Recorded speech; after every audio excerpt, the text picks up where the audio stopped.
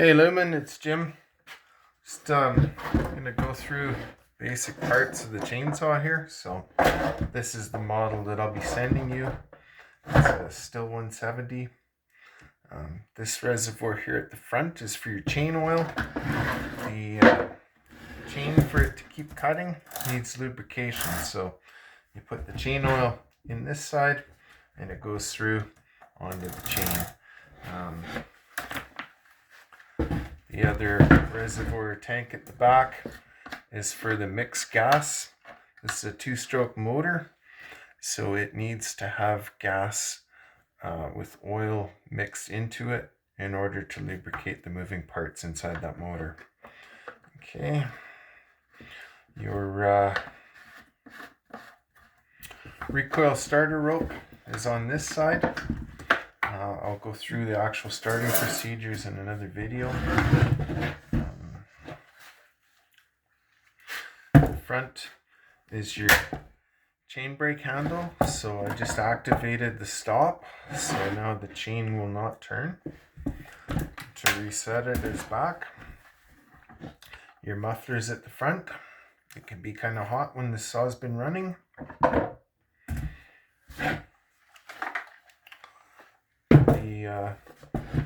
The trigger, so there's a safety dead man here, they call it. You got to be squeezing that down in order to squeeze the trigger to accelerate the motor. Okay, your controls are here, so all the way up is off. There's an O symbol here. All the way down is the choke. If the motor's cold to start it, then you would use the choke and pull the starter until it pops, until it fires, and then it'll probably die at that point. And then you move the control up to the next one. This is like a fast idle, and you're able to fire it up on that one. The motor will rev a little bit until it kind of warms up. Normally once it starts like that, you release the chain brake and then hold the saw, ensuring that the chain is not going to come in contact with anything, and rev it a little bit. It'll automatically go up into this run position here. That means that basically it's not going to get any more gas other than an idle speed unless you actually squeeze the trigger to give it a bit more gas. So okay, on this side are what they call bar nuts.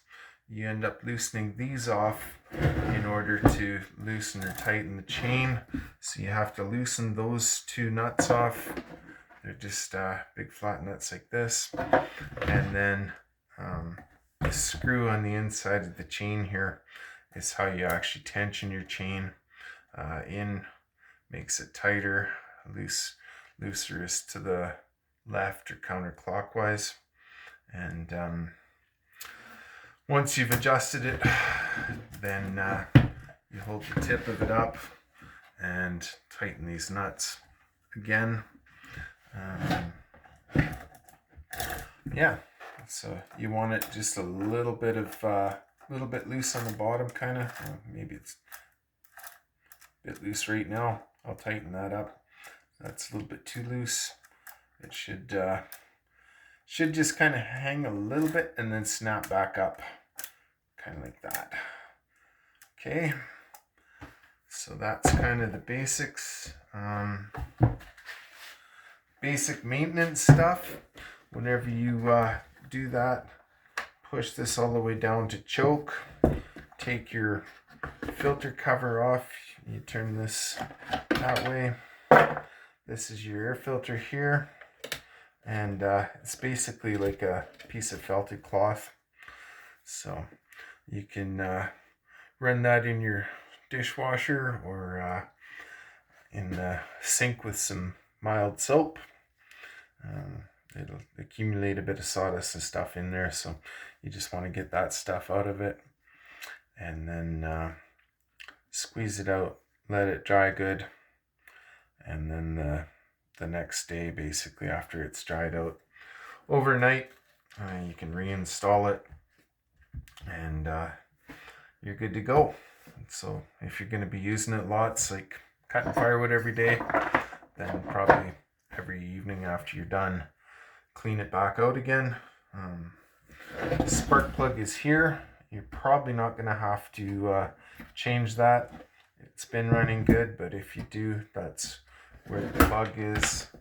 Cap comes off, and again with the wrench you can remove the spark plug.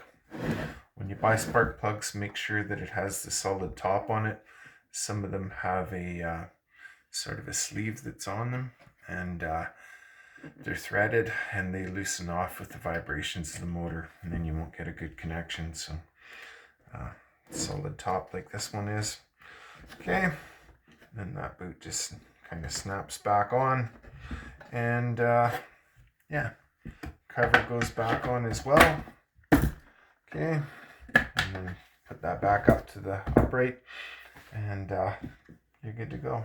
That's kind of the basic maintenance. I'll do one on chain sharpening as well. Okay, take care.